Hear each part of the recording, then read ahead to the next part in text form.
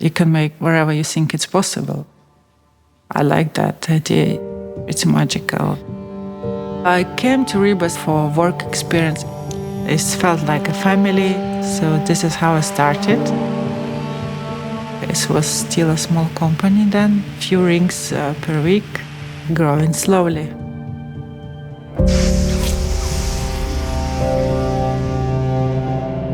If you would go to Victoria and Albert Museum, there is actually the same tools for jewelry. Desks also, the shape is more or less the same.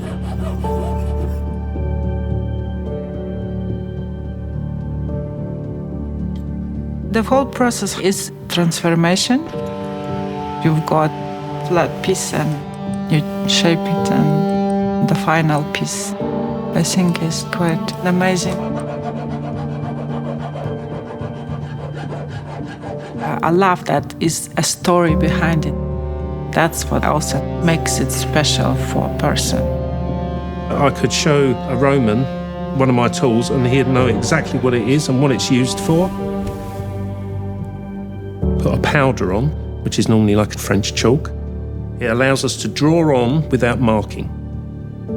The size, how it fits on the ring, how it looks.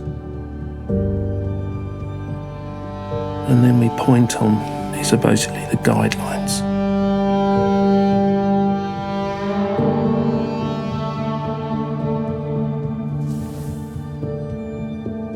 My family are in the jewellery trade. As I got older, I got more and more interested in art.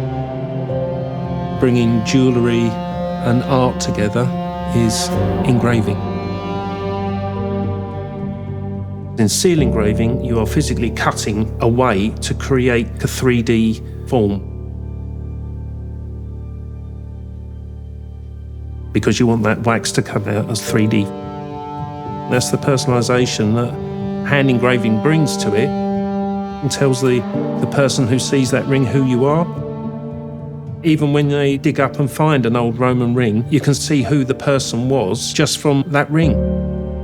There's been millions of items of jewellery made over thousands of years, but then they get personalised and they become your piece of jewellery.